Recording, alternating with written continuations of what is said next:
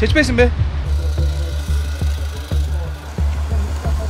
Mazhab boyunca dagı bizdin urf-odat saltыбыз boyunca dagı bul adatga aylangan nerse emas. Qirg'iziston ham dinga qarshi kurashishni O'zbekistondan andoza olib, musulmonlarga bosimni kuchaytiryapti. Ayollarni yuzini to'sib yurishga qarshi qonun ishlab chiqilib, unga amal qilmaganlarga jarima solinyapti. Yuzini to'sib yurgan ayollar niqob ostida jinoyatini yashirib yurgan jinoyatchilar bo'lishi mumkin degan bahonalarni aytishyapti. Bundan 2 oycha avval imomlarni chaqirilib, majlis qilinib, ularga niqobni taqiqlashga qarshi fatvo berishga buyruq berildi. Ko'p emas, 100 yil orqaga qaytib qarasak ham, bizni onalarimiz niqobdan ham mukammalroq bo'lgan paranjilarda yurishgan. O'sha paytda hech qaysi ulamo chiqib, Hanafiy mazhabida yuzni to'sib yurish yo'q, hamma yuzini ochib yurishkin demagan. Bu xoin mullalar Hanafiy mazhabini bahona qilib, dinga qarshi kurashayotgan Sadir Japarovning buyrug'ini bajarishyapti. Ey xoin imomlar, nimaga sizlar Sadir Japarovni qimorni qonuniylashtirganda qimor islomda harom deb chiqmadinglar? Demakki, sizlar Allohning dinida emas, Sadirning dinidasizlar. Shu kunlarda Qirg'izistonda ayollarning yuzini to'sib yurishga qarshi reydlar bo'lyapti.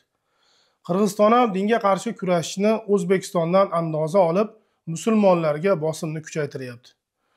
O'zbekiston dinga qarshi kurashishni qo'shni davlatlarga ham eksport qilyapti. Hattoki O'zbekistondan DXX xodimlari Qirg'izistonga borib, dindorlarni tergovlarda qatnashayotgani haqida xabarlar eshityapmiz. Ayollarning yuzini to'sib yurishga qarshi qonun ishlab chiqilib, unga amal qilmaganlarga jarima solinyapti. Ayollarning yuzini to'sish Sadir Japarovni nimaga bunchalar bezovta qilyapti? Qalbida iymoni bor kishilarni nimaga dinga qarshi kurashyapsan degan noroziligiga bu meni buyrug'im emas. Bu diniy idoraning fatvosi. Biz uni ijro qilib beryapmiz xolos deyapti. Bu juda ham kulgili va ahmoqona javob. O'zbekiston ham, Qirg'iziston ham konstitutsiyasida o'zini sekulyar davlat deb e'lon qilgan. Sekulyar davlat degani biz davlat ishlarini yuritishda hech qaysi dinga asoslanmaymiz. Din davlatdan ajratilgan degani.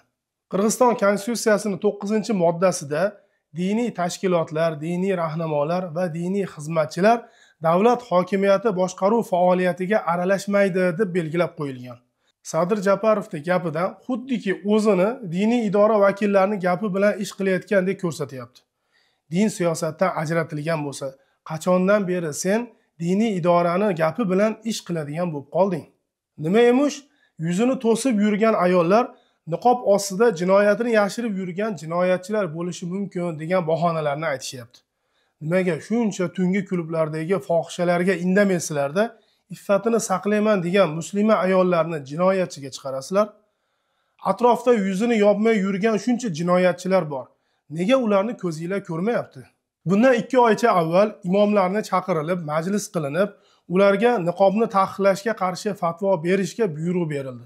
Hozir men aytganim, ayol hukumatining imomlarida turib qo'ysangizlar, Qarasu rayonida Savay ayol hukumati, Nariman, Madi, To'loykon jana Saray ayol hukumatlari imomlar borsizlar. Xoin mullalar bir varakayiga bizni Hanafiy mazhabimizda yuzni to'sib yurish yo'q degan fatvolarni chiqarib berishdi. Анан жеңиш ачуусунан бир улам суроо пайда болуп калды. Негизи эле биздин Кур'анда, хадистерде ушул никап маселеси боюнча эмне дейт? Бул никаптын өкүмү парз эмес. Никап тагынбаган аял күнөөкөр болбойт да. Парз эмес болгондугу үчүнчү. Hanafi mazhab, Abu Hanifa rahimahullohning pikiri dagı ошол жүз менен колду авратка киргизбейт. Жаңы экстремисттик кадамдарга бар. Ошолар себеп көрүнбөйт да. Мисалы, жашыруун түрүндө кылыш керек. А бул да ошондой болот атпайбы? Элестетсеңиз, толук жабынган бир эркек жабынып алса, сиз аны эркек деп ойлобойсуз да, туурабы? Tarixga qaraydigan bo'lsak, ko'p emas, 100 yil orqaga qaytib qarasak ham, bizni onalarimiz niqobdan ham mukammalroq bo'lgan paranjilarda yurishgan. Paranjida hattoki ularning ko'zlari ham ko'rinmagan. Ular ham Hanafiy mazhabida bo'lishgan. Mullalar aytgandek, vahobiy ekstremist bo'lishmagan. O'sha paytda hech qaysi ulamo chiqib, Hanafiy mazhabida yuzni to'sib yurish yo'q, hamma yuzini ochib yurishkin demagan. Bunaqangi ish tarixda bo'lmagan. Tarixda hech qaysi ulamo ayollarning yuzini ochib yursin demagan. Bu xoin mullalar Hanafiy mazhabini bahona qilib, dinga qarshi kurashayotgan Sadir Japarovning buyrug'ini bajarishyapti. Ey xoin imomlar, nimaga sizlar Sadir Japarovni qimorni qonuniylashtirganda qimor islomda harom deb chiqmadinglar. Demakki, sizlar Allohning dinida emas, sadrni dinidasizlar. Endi qiyomat kunida bu Allohning diniga qarshi kurashayotgan prezidentlar va ularning buyrug'ini bajarayotgan mullalarning holati qanday kechadi? Qiyomatda Alloh taolo Sadr Japarovni yakka o'zini so'roq qilganda, imomlarga men buyurganman, bular meni buyrug'imni bajaraman deb dinga qarshi fatvo berishgan, qanaqangi jazo bo'lsa menga bergan deb turib beradi deb o'ylaysizlarmi? Hozir shu dunyoning o'zida 3-4 ta odamning savoliga javob topa olmay, imomlarning o'zi fatvo berishdi. Biz mana shu fatvoni ijrosida yordam beryapmiz xolos deb imomlarning o'zini aybdor qilib javob berishdan qochyapti. Bu dunyoda bir-birini gunohga undaganlar, bir-birini haq yo'ldan ozdirganlar jahannamda ham bir-birini maromat qilib, ularni ko'proq azoblagin deyishga o'tishadi. Alloh taolo ularning qiyomatdagi holatini Qur'onda shunday bayon qiladi. Parvardigoro, mana shular bizni yo'ldan ozdirdilar. Ularga do'zax azobini 2 hissa bergan deyishadi. Shunda Alloh har biringizga 2 hissa azob bor deydi. Biri dinga qarshi fatvo berishga buyruq bergani uchun, ikkinchisi buyruqqa itoat qilgani uchun ikkalasi ham 2 hissa azobga duchor qilinadi. Ikkala toifa ham o'zlarini oqlay olishmaydi. Xorlikni qarangki, bu dunyoning o'zida xalqning oldida yuzi shuvut bo'lgani yetmagandek, oxiratda bo'lsa azobga duchor bo'lganda o'zlari itoat etgan boshliqlarni malomat qilishga o'tishadi.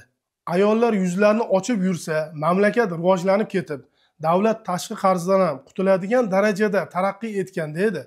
O'zbekiston buncha dinga qarshi kurashgani uchun allaqachon rivojlanib ketgan bo'lardi.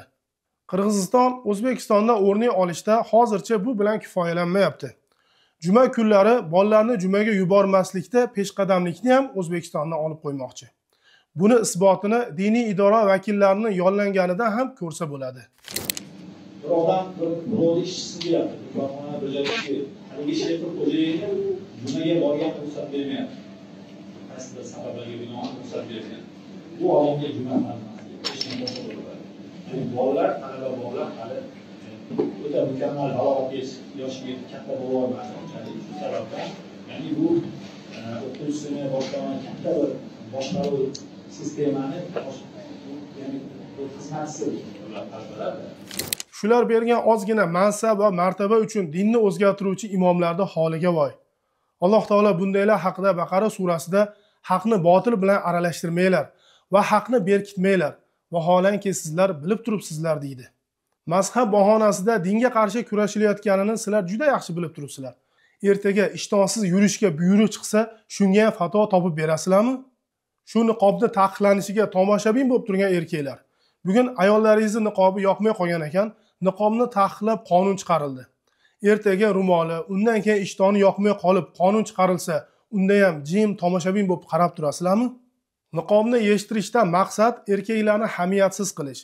Ayolini himoya qila olmaydigan hamiyatsiz erkak ertaga dinini ham, o'zini mol-mulkini ham himoya qila olmaydi.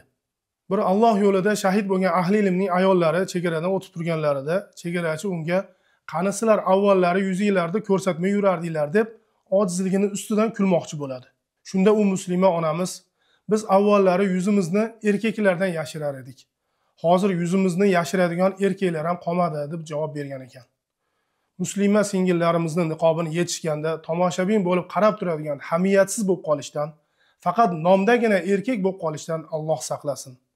Vassalomu alaykum va rahmatullohi va barakatuh.